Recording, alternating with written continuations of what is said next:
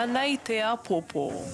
He oihihara ngā rautaki hauora kia whakahaumaru i a rātou. Me kaua te tangata e kuhu mai ki te kōhanga reo, me mau ārai e rā ahuatanga. E whai ana i ngā kōhanga reo, e ngā whānau. Engari, kei reira te maharahara nui ki ngā mokopuna. E whārauri ma te kau ngā kōhanga reo puta noa te motu. E whakawhirinaki nui ana rātou ki te poari matua o te kōhanga reo. He nui ngā whakamātautau ki te ahua o ngā whakaakoranga. I whakaturia mātou tō mātou whare kōhanga reo a ipurangi nei, mā te pukamata, he painga i puta.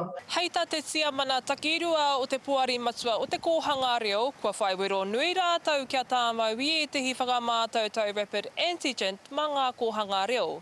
Me te aha ranga māro ana te hanga a ngā whakawhitinga a te poari ki te manatu hauora me te tāhuhu o te mātauranga. Me haere te kōhanga reo ki te manatu Ministry of Business, ki reira whakatau ai mina e whakaana kaore rānei.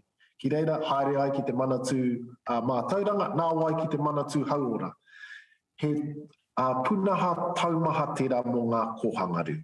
Nā whai anō kua whai oranga te poari matua o te kōhanga reo i ngā iwi, te whānau ora me ngā ratonga hauora Māori. Ko te akonga nui i roto i ēnei wā, kei a tātou anō te ora, mā tātou anō tātou e manaaki e tiaki. We've got really good connections to the District Health Board in Arohe, and with Te Tihi Whanaora Alliance, our connections are strong, and so, you know, we're all about response.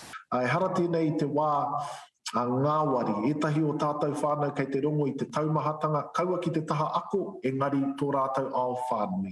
Nō reira, ko tā te kōhanga reo, he āwhina i aua whānau e noho taumaha ana. E āki ana te poari matua o te kōhanga reo i ngā mātua me ngā kaiako kia pīkau tonu i ngā haipapa kei mua i te aroaro. Regan Paranihi, Te Karere.